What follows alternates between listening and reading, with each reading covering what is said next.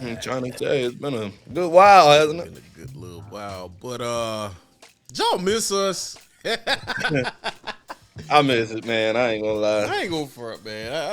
I miss being, doing this podcast thing. But welcome Welcome. everybody back to the show. Man, y'all know what Mhm. that show is. It's up there in the back. For Back for sure. Sports Podcast with your man Fonz. And Quan. We back at it again, huh, brother? Yeah, man, we back at it again. Didn't get enough of it last time. Didn't get enough for it. It just won't leave us alone. It just Trying to won't leave tell it you. alone. Trying to tell you. But we're gonna Mm. go ahead. Oh, before we go ahead, to help us out, support the channel. There's Yeah. many ways you can support the channel, but the biggest way is to leave a like or leave a comment, and so you can help us get in that algorithm. Can push us up, boost us up, so we can continue bringing this content. So, all right. As y'all know, America, football season is here. Thursday night, to be exact. That means we got 48 hours, a little hair under 48 hours before the Baltimore Ravens take on the Kansas City Chiefs yet again. So, I feel like being that, I'm a Raven fan and you, bro, you were still a fan. I feel like we need to just provide our expectations for our respective teams. Oh Lord. See, go ahead, go and get your expectations out the way, man. Cause I Yeah, might I'm have a going to get lot mine of out the chat. way. Yeah, so the Steelers, that is. Expectations for this season. Honestly, I think it'd be a scrambling year once again for the Steelers. Last year we barely made it in. I believe the Jaguars lost and we made it in. Y'all drop in the comments if I am wrong about that. But anyway, we made it by the skin of our chin. I think Jaguars lost. I think they did lose in order for us to get in. Um, I wouldn't be surprised if we don't make the playoffs this year. Let's start there. I don't see us being last in the division. I do feel like we'll do slightly better than the Cleveland Browns. But neither here nor there. Just looking at the team from start to finish, I mean, throughout the offseason, we did attack some areas that needed attention, like our offensive line. We signed some guys, drafted some guys, but yet I feel like that is one of our weaknesses. Especially, we already got our offensive alignment out already for week one already.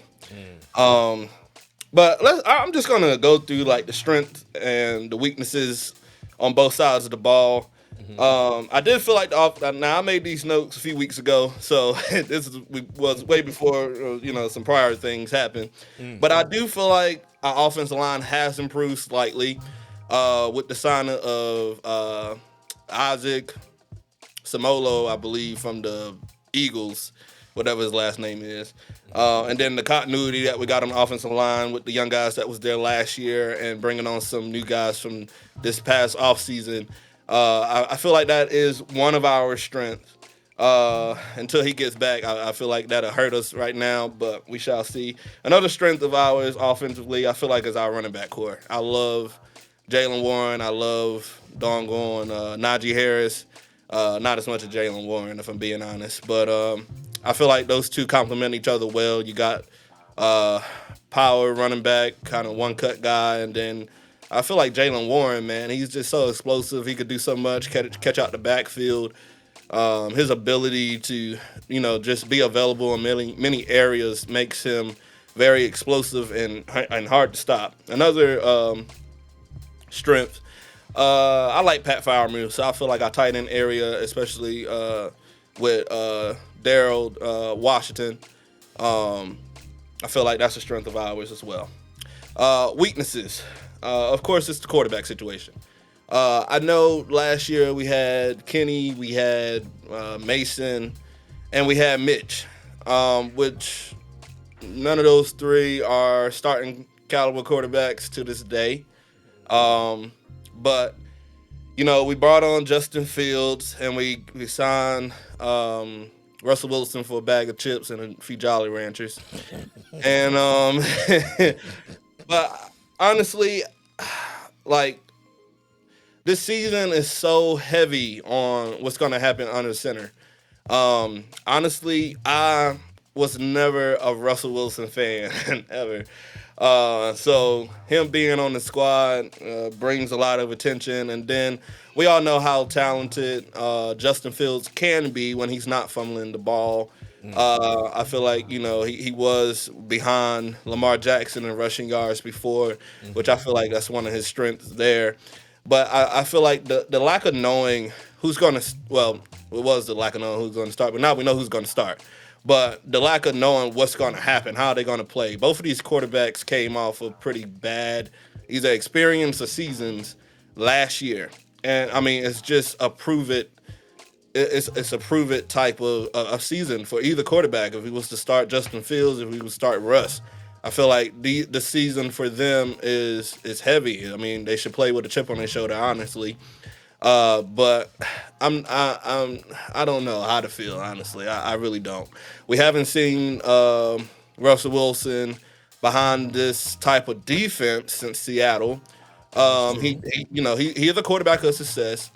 But a stat to throw out there, I mean, Seattle was the number one scoring defense for 4 straight years. Yeah. So Russell Wilson did not have to do much. And he had a good running Do I game. compare that defense to the Legion of Boom? Sorry to cut you off, partner. You good. I don't compare the Steelers defense to the Legion of Boom, but I do feel like we can keep you within some games. But again, I just don't know, man. I'm not confident in Russ. I'm not. Other weaknesses, wide receiver room. I mean, outside of George Pickens, I mean, he's a guy that is showing a lot of talents. I mean, the uniqueness of how he goes about catching the football is really going to stand out. But the lack of leadership, the lack of somebody. I mean, I know we got Van Jefferson. I mean, he's a quote unquote veteran guy, but the lack of leadership in that room, I feel like is going to be something to see as well. Hopefully, the young guys can mesh together and make it well. I mean, like I said, I like George Pickens. I do. I feel like the speedster Calvin Austin is great. Van Jefferson, he's another speed guy. But I don't feel like we have that bona fide number one that we need. I mean, yeah, George Pickens is good. He's going to get a lot of looks. I feel like because he's the most talented receiver that we have on the roster right now. I mean, so he's going to get that number one attention, but he's not the I mean, if we was to sign, we was in talks with Brandon Ayuk with the 49ers. I mean, if he was to come there, George Pickens would be number two. But I feel like the secret to this lack of leadership for our wide receiver room is to just move George Pickens all the way around. I mean, and slide outside, find ways to use him as much as possible. But I do feel like that's a weakness of ours. Let's talk about the defense. Steelers defense. Our strength definitely is our linebacker core. I mean, bringing on Patrick Queen, T.J. Watt, Alex Highsmith is still there, Peyton Wilson. I mean, I'm a fan of Nick Herbig. I mean, our linebacker room is very much improved. I feel like it's the best that it has been since probably Ryan Shazier was there before that injury happened. I mean, I feel like it's really going to be good to see. Just the continuity of the defense as a whole. There's not too many new pieces around outside of our cornerback situation, which I'll get to that in a second. But the relationship that we have between TJ, Mika, Joey Porter is nobody new. But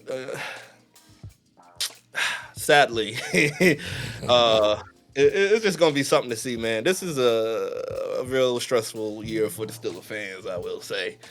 Our weaknesses, I already said, is our cornerback situation. I know we brought on Dante Jackson with the trade with Deontay Johnson with the Panthers, which we got some guys, at corner, but just the lack of not knowing, like similar to our quarterback situation, not knowing how they really going to play, how they're going to mesh together.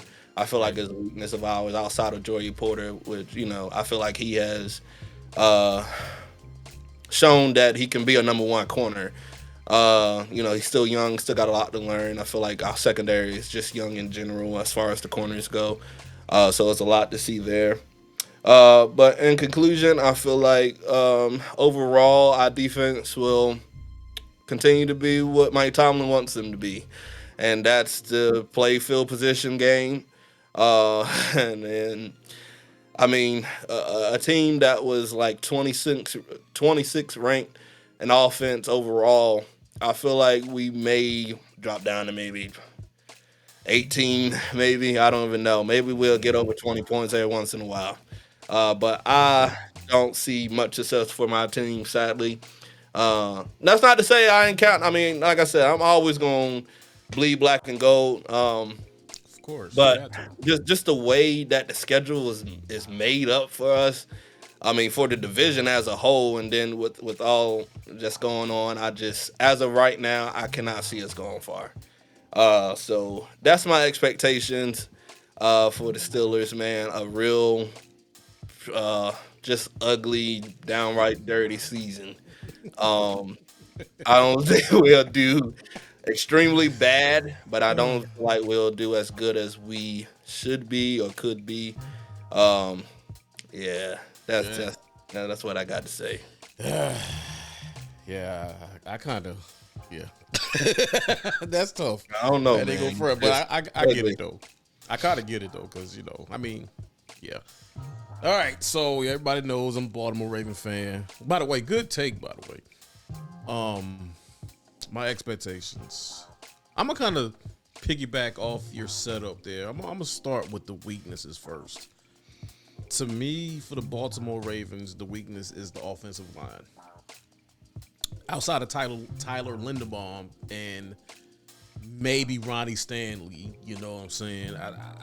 It's a lot of unproven on that offensive line. You got Ben Cleveland out there he's a plug and play tackle or guard or whatever, but I don't have a lot of faith in that offensive line, especially how teams are setting up to beat the Baltimore Ravens. It's just stack the box, blitz all downs, and you make them play from behind. That's the formula to beat the Baltimore Ravens. And more often than not, the Kansas City Chiefs have been the most successful in doing so, alongside the Pittsburgh Steelers as well. Second weakness, I must say, it got to be the pass rush. We lost. I think Jadeveon Clowney had like 9.5 sacks, if I'm not mistaken, maybe 10 last year. And then we setting our pass rush on the Dafe Owe and the other guy, David Ajabo. Both have been hurt. Dafe Owe, he has not shown up. He played a little bit in the preseason. He was disruptive. But the way that the rules are set up right now for getting after the quarterback is you can't be just disruptive. You got to go after him and pretty much put him on the ground. Yeah. But those are like the biggest glaring weaknesses that I have. And alluding to the schedule aspect of it, I don't like this schedule this year, but we've had tougher schedules. We've had, come on now. We went through the Brady and Manning and Breeze and all them years, and we had tougher schedules. So I don't like it, but I'm not really worried about the schedule. Other than Thursday night, I'm a little worried about Thursday night. I ain't gonna front. You should be. I don't.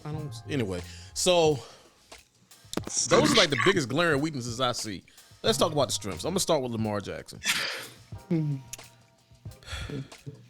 I call up Lamar Jackson a strength because I've seen him do a lot more with less. I've seen him do a lot more with less. All they got to do is let Lamar be Lamar. Don't deviate. And I need to go back into weaknesses for a second, so I'll get back to the weaknesses after this. But yeah, just let Lamar be Lamar. He's an MVP for a reason. But getting back into my weaknesses, I got to say coaching. You remember a couple of years ago, we did like the top 5 head coaches in the league at that time. Yeah. And I put Sean McDermott over John Harbaugh. Yeah. Bold. Bold, but if you really look at the totality of what has transpired since then, I had a point. I had a point. John Harbaugh has a tendency to try to be the smartest man on the field. But at the same time, he routinely gets outcoached. Especially against Andy Reid. In his career with the Baltimore Ravens and in Andy Reid's career with both the Philadelphia Eagles and the Kansas City Chiefs, John Harbaugh has only beat him twice. I mean, them Chiefs or something. Back in I want to say it was 2008. The Eagles came to Baltimore. If you look on YouTube, the clips is up there. Ed Reed broke a lot of records that day. I think he broke his own record with an interception return, and that was with quarterback Kevin Cobb. And of course, a couple of years ago, year before last, when the Chiefs came to Baltimore on Sunday Night Football, we barely squeaked out a W. It took a fumble and a fumble recovery, and hoping and praying because we still left time on the game to beat the Chiefs. John Harbaugh needs to stick to motivation. X's and O's is not his forte. He's a great motivator of men. He will talk a good game. He will talk. I mean, you will want to play for Harbaugh, but at the same time, leave the X's and O's to the people who specialize in the X's and O's. But I'm glad I got that off my chest. So let's go back to the strengths. I don't see the defense taking a nosedive.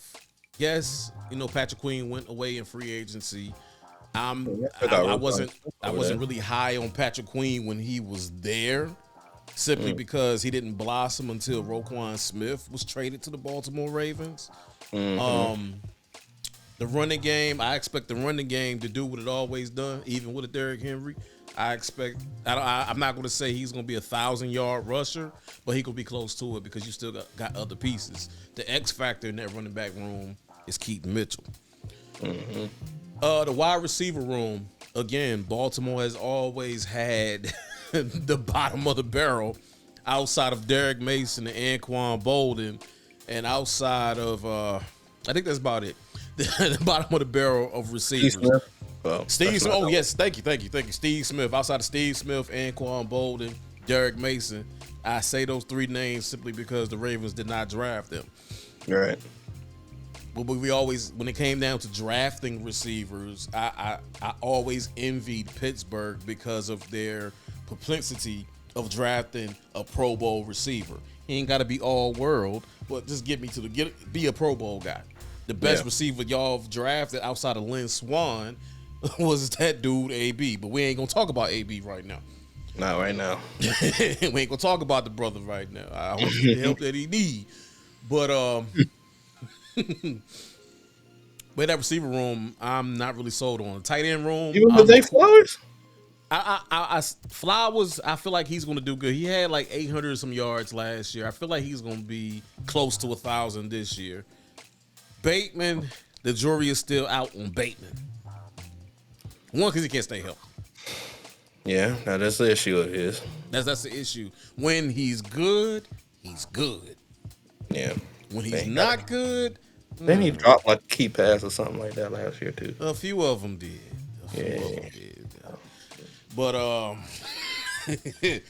Andrews and Likely, I'm not worried about Andrews. I just need them to stay healthy.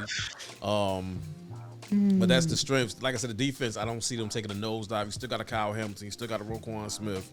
You still got Marlon Humphrey, even though he's in the December of his career at this point. But be on the lookout for Brandon Stevens. Yeah. Brandon That's Stevens. Corner. He a corner. Yeah. Brandon Stevens, he shocked me. Mm. And then I'm looking back at the draft. We drafted the TJ Tampa. We drafted a Bo Brady. I think Bo Brady was a undrafted pick, and he went out there. But Nate Wiggins, watch out for that. So, like I said, I don't see a drop off. It's not going to. The defense is not going to be as hellacious as it was last year because you switch your defensive Hellacious. Good God, that's a word. But I'm saying it's not going to be that big of a drop off from the Ravens defense. The Ravens defense really stays. I mean, that's one thing that does stay consistent in Baltimore. Yeah, I mean one thing that Many stays years. consistent and stays.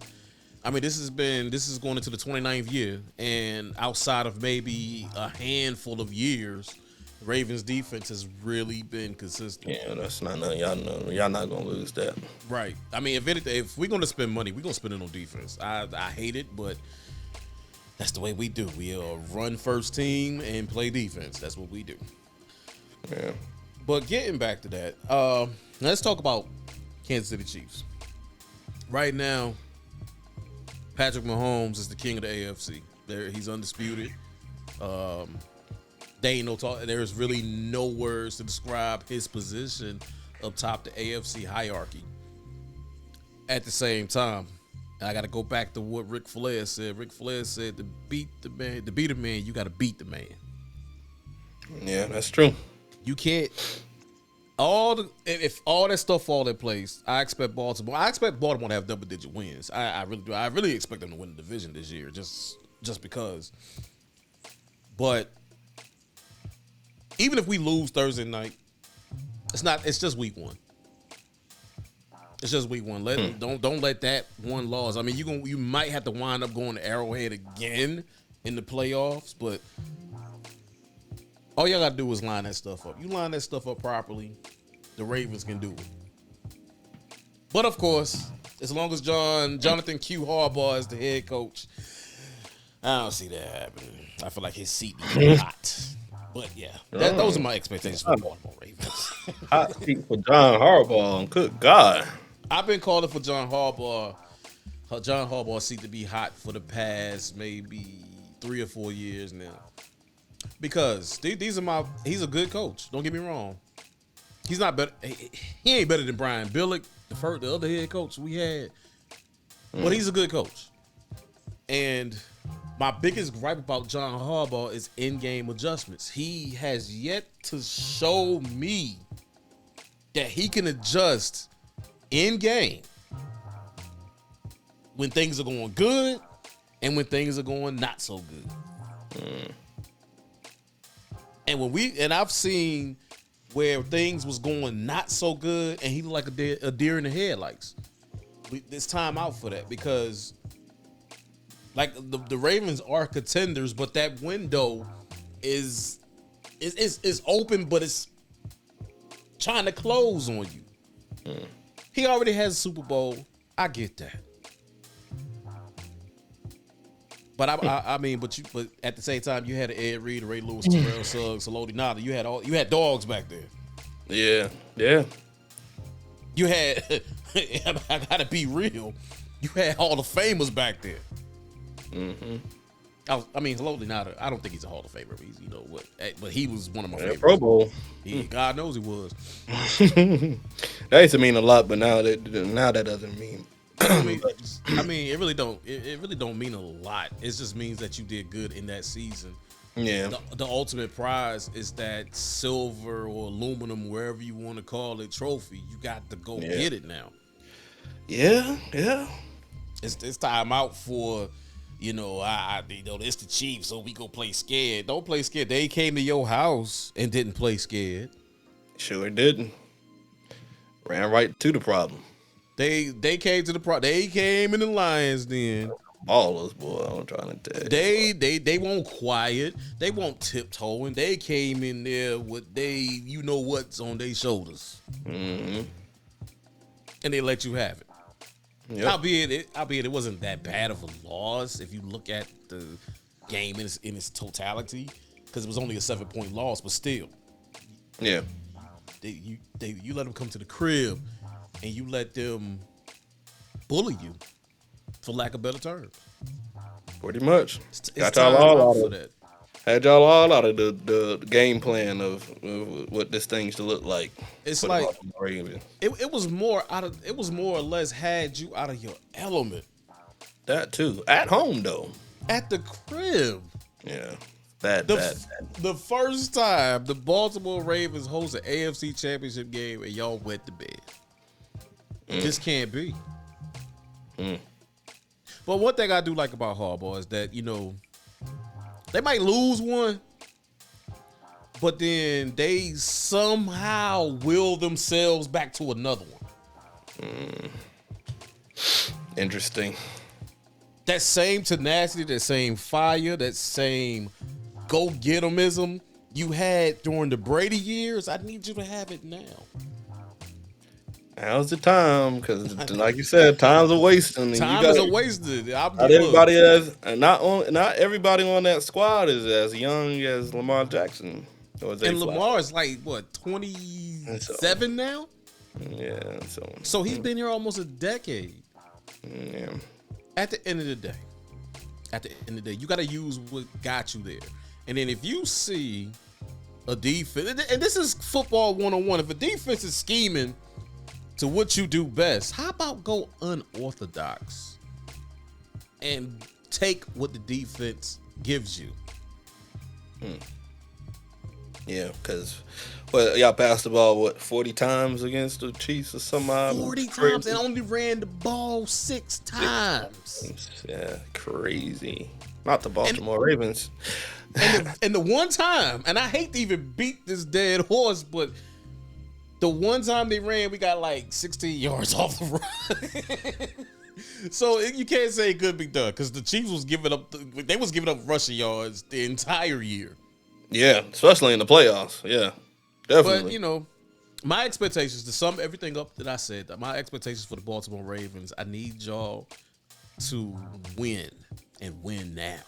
I expect you to win. I expect you to return to the times where we didn't care about your status on top of the AFC. At the end of the day, when you step on the field, you are a man. It's 11 on 11. And that's where it is. That's all I got. We're gonna see.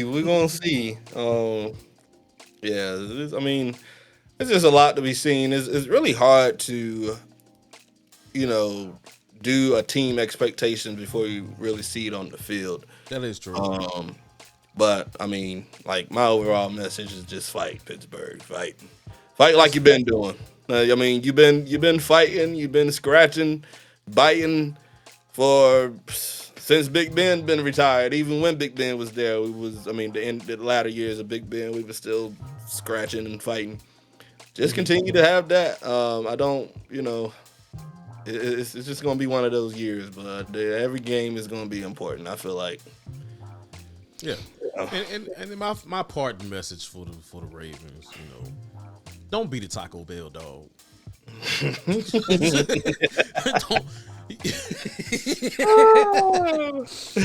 don't be the Taco Bell dog. Go out there and fight like you're supposed to fight. We call it organized chaos. That's what we need to get back to. So, staying on this subject, a couple of months ago, I kind of pitched this question out to the war room. We got a couple of responses. So, our number one fan, James Collins, he's a Giant fan, by the way. Oh boy, he should know that should be bad. Yeah, he said, as a Giant fan, he didn't even watch TV this year, buddy. Dag, that's tough. He said that as a unit, as a roster, they rank 30th, which I can see that because they got a lot of unproven guys on the team. So he expects improvement as a unit after winning only 6 games last year. More importantly, and a more important improvement, the Pro Bowl level play out of our 3rd and 2nd year players like Kayvon, Andrew Thomas, Evan Neal, etc. Got to play better, stay better, and stay healthy, basically. And if that happens, their chances of contending now and in the future years are looking great. As long as Daniel Jones don't go 30 for 30 this year, I think, Hey, man, his name Danny Dimes, man. Maybe get it right. The picture is still in my mind when he had like a 70-yard run. He got to the 2-yard line and tripped and fell. So that is my my observation of Danny Dimes. But I mean, but being for real though, the Giants right now, they're like laying the foundation. Because it was a point in time the Giants were really good. Foundation, in my opinion, but I mean, you know, like the Bible says, you know, you don't want to build your foundation on sand. You want to build it on a solid rock. And I need the Giants to go to that solid rock and build that foundation. They ain't got no solid rock, but they can't even find a rock in New York right now. They gonna go chipping at the Statue of Liberty. Man, they can find plenty of rocks on those pie holes in New York. But anyway. It ain't gonna be solid. Let me leave New York alone for this. Yeah, I believe it. I kind of like New York though. I still think the Washington Commanders might have a little bit to say this year. They're not going to, but they like it was dumb for them to let go of Saquon. But, yeah, I don't see that. I don't see why they did that. Nevertheless, so our other number one fan, Corey Johnson. He asked the question. He didn't give an expectation. He flat out asked the question. He was like, why did Tua get paid all that money and has done nothing? They're paying him on principle. I mean, I guess they're paying him for the fact that I guess he knows Hill and Waddle the best, so they don't want to restart that chemistry again. They're trying to keep the team together and trying to win with what they got right now. I think so too. Because if you didn't pay Tua this year, that means you're gonna have to restart, and then the crop of quarterbacks is coming out in the draft next year is not looking pretty. I'm going to tell you, the Dolphins will be lucky to. Well, you know what? They'll make the playoffs. I think they make the playoffs this year, but they're not gonna get that trophy. They just not. I don't see it happening. I mean, I actually feel bad for Tyreek, man. I mean, I wonder does he ever just look back and say, man, you know, he must have just went to Miami for good weather. Because, I mean, honestly, we just seen the Chiefs win with no Tyreek Hill. Yeah. Like, nobody. Like, see them lose with Tyreek Hill, too. So, I don't know, man. I don't know. But, yeah, I mean, like I said, anyway, I was a loss for words when that deal initially happened. But I really feel like that they paid him on principle, meaning they paying him for what he could do. And they really had no choice because the quarterbacks that's coming out is not going to look pretty. Yeah. Corey Johnson again. He asked another question. He says, should Kyle Shanahan be on the hot seat? I don't know about that one, man. Simply because, one, his family name. Oh. Two, oh, man. He took the 49ers to the Super Bowl a few times in the past few years. He lost every last single one of them. When he was the offensive coordinator for those Atlanta Falcons back in about 2016. How you go 28-3? I don't feel like his seat should be hot. I feel like they should be turning the propane up just a tad bit to make it warm. After this season, if they don't win after this season, he need to be gone. I don't care. Like it's just no excuse with the I mean, this is one of the only teams I have seen that is well-rounded on both sides of the ball. Typically, you either got very good offense and not so good defense, or very good defense and not so good. They got all the necessary pieces to win a championship right now, which is one of the reasons why Brandon Ayuk decided to quote unquote stay. Yeah. But smart man. If they don't win, if they don't win this year, he should be on the hot seat for sure. Because if I'm not mistaken, they've been in the playoffs, and I mean deep, like championship in the championship game of Super Bowl over the past 3 to 4 years. Back to back to back to back. Absolutely. It's like, yo, you got to be kidding me. Like, dude, no, he on the hot seat. In my opinion, he need to be on the hot seat. I mean, I respect that take, though. And just sitting here thinking about it while you was talking, like, yeah. Because, like you said, you got the best team. But is it more Kyle Shanahan having issues, or is it that the Chiefs are basically inevitable? Nah. I mean, no disrespect to the Chiefs. They know how to win with anything and anybody, I feel like, as long as they got Andy Reid and Patrick Mahomes. But it's just no excuse. Like, it's no excuse for that. Like, look at the team. Look at this team. They loaded from top to bottom. Like, dog, no, man. Listen, the Chiefs is they have a winning mentality. They know how to win. Patrick Mahomes is going to do what he needs to do as a leader to help his squad win. You know what I mean? That's just what it is. But when you got that type of defense, I mean, yo, anything is possible. The sky's the limit for the 49ers as of today. As of today. Yeah. And with the squad and the people that they've been losing to, you know, it's just, it don't make no sense, man. I mean, you honestly, as a coach, your job is to prepare the guys for the football game. Right. You know what I'm saying? So when a team loses and looks like they unprepared, like they've been looking like for the past few years, I blame Kyle Shanahan. I don't care how rich his name. John Harbaugh got a great family name, but yeah, he on the hot seat. I put him there. You know? So, you know what? By the standard, and I'm glad you put it out, so I can retract my take. You know, this is 50% my show. So if John Harbaugh is on the hot seat, I really feel like Kyle Shanahan need to be on the hot seat. Definitely. So next question, after these couple of questions, we gonna get up out of here. Should Josh Allen be held to the same standards as Lamar Jackson? Yes, and yes. I agree. I really feel like it, because here's the thing. We was getting ready to call Josh Allen a bust before he got that Stephon Diggs. All of a sudden, he's prolific. That's a great question. I don't know whether the same standards. It should. What has Josh Allen done?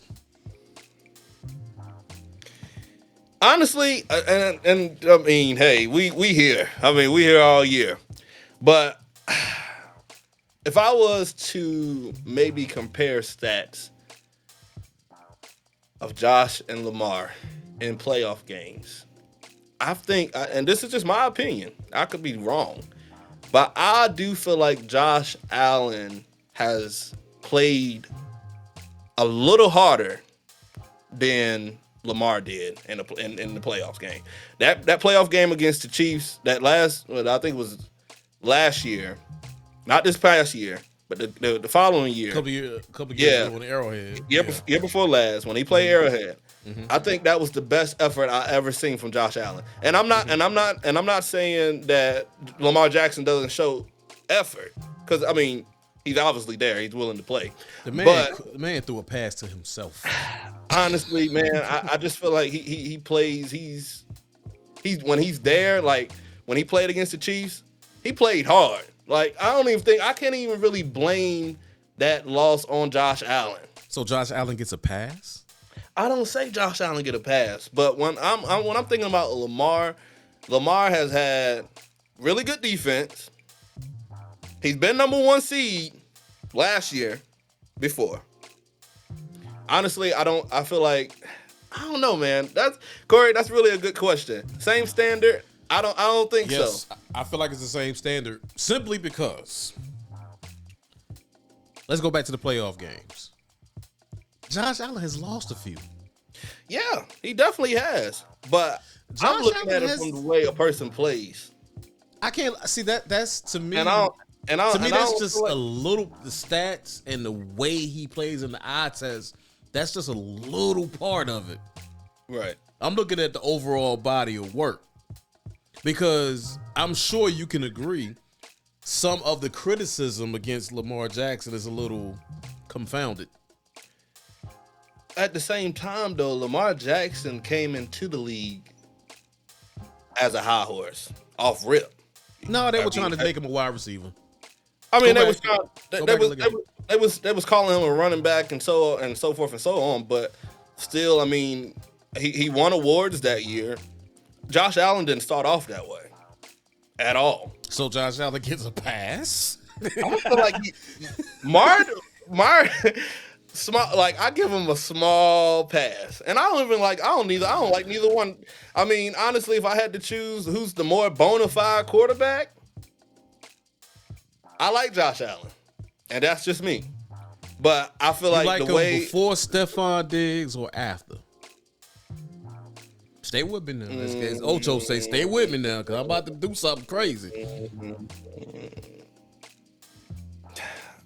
I don't know.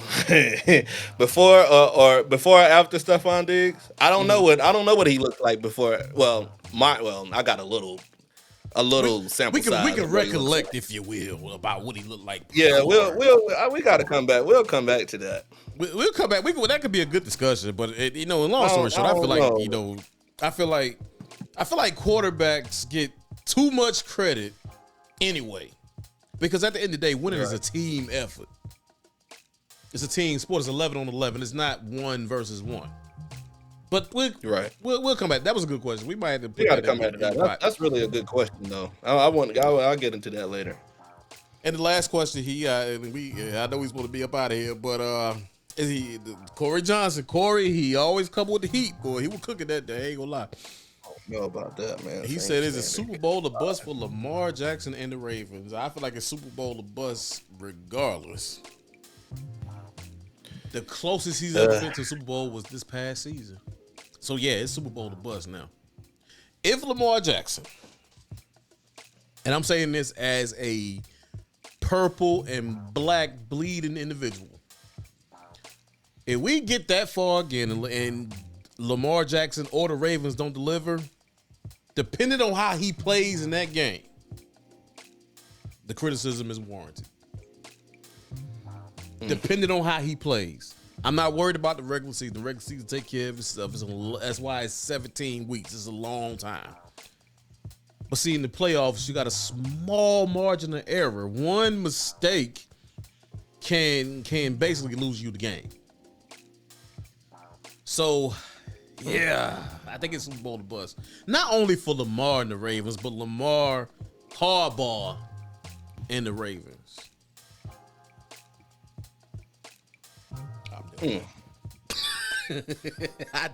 Boy, I've been sitting on these questions about 2 months, man. Honestly, I would love to revisit that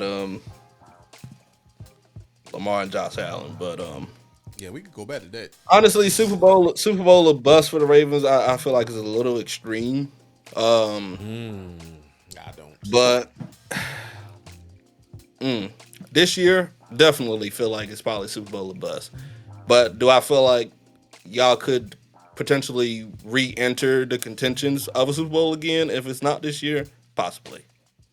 I mean, yeah, I agree with you on that. But looking at the timeline of events, I really feel like, okay, at some point, we got to break through.